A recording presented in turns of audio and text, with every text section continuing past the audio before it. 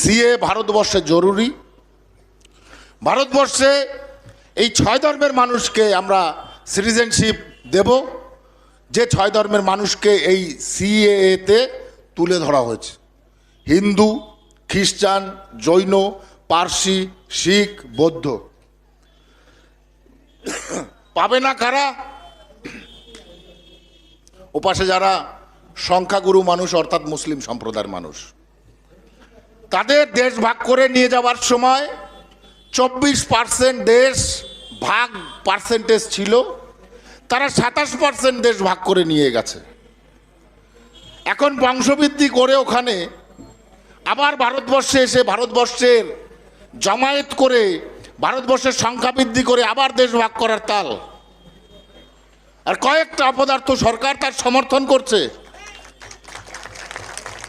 হ্যাঁ, ভোট ব্যাংকের জন্য সমর্থন করছে। আর আমরা যারা ওপাশ থেকে তারা খেয়ে এসেছি, তারা সমর্থন করব কেন? যে লোকটা আমাকে ওপাশ থেকে ঘাড় ধাক্কা দিয়ে এপারে পাঠিয়েছে, আমি তার সাথে বসে রেশনের দোকানে রেশন তুলব, নাকি আগে তাকে কিছু নিয়ে আমি তাড়া করব যে তোরে এইবার সুযোগে পেয়েছি আমরা?